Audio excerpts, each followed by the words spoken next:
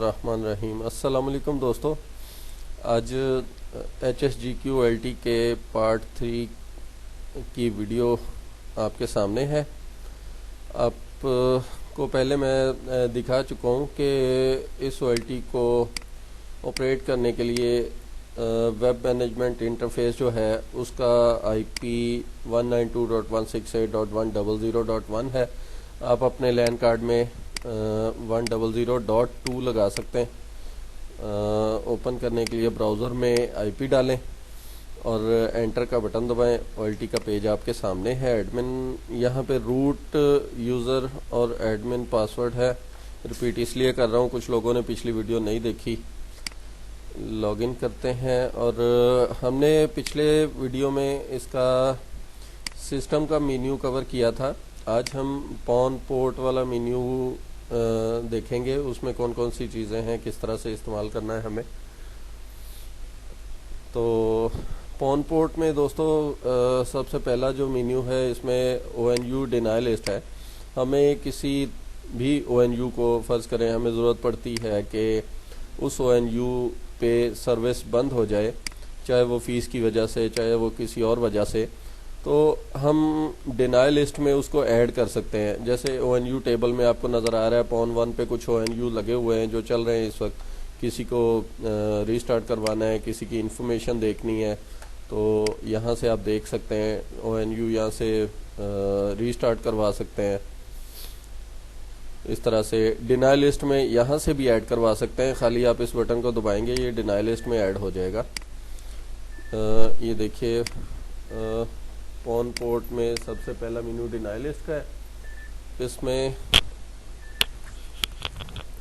ये देखिए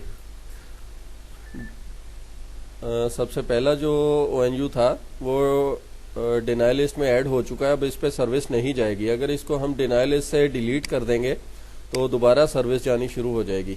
मतलब आपको अगर कोई फीस का प्रॉब्लम आता है किसी भी तरफ से तो आप उसको यहाँ से भी डिनाई कर सकते हैं।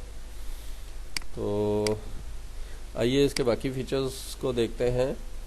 पॉन पोर्ट में एक तो डिनाई हो गया, दूसरा बैंडविड्थ का ऑप्शन है। यहाँ पे आप किसी भी ONU की बैंडविड्थ जो है वो असाइन कर सकते हैं कि स्पेसिफिक ONU पे अशोर कितनी बैंडविड्थ जानी चाहिए और मैक्सिमम कितनी जानी चाहिए। यहाँ से आप सेटिंग खोलें।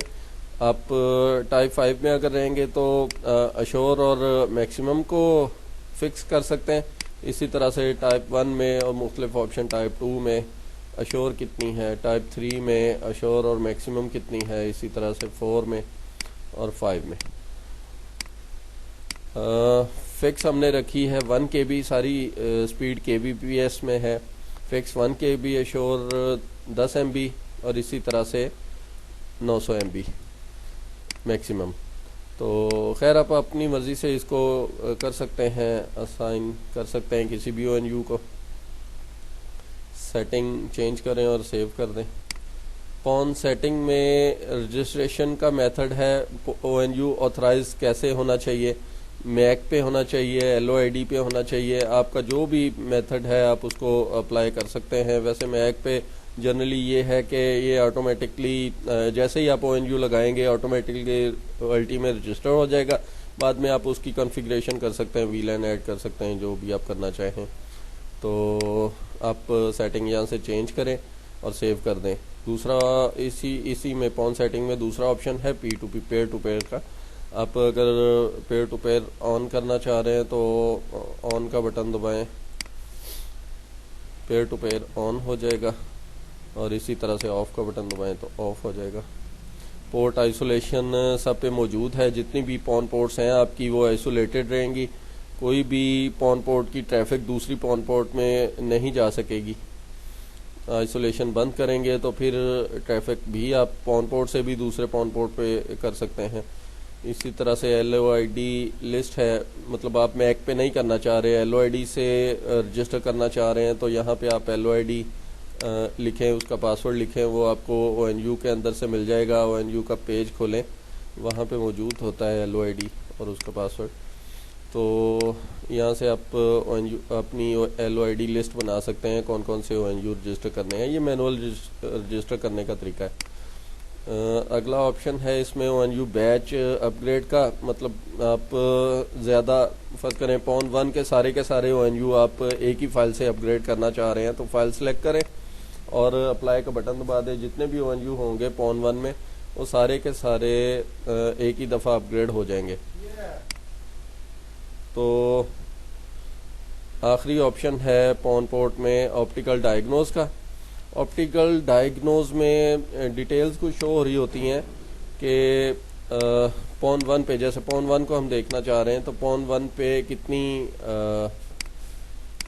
ट्रांसमिट पावर है और कितनी रिसीविंग पावर है। इसी तरह से ONU 2 को सिलेक्ट करके हम रिफ्रेश करते हैं तो यहाँ पे भी हमें दिखा रहा है -24 है इसकी रिसीव पावर।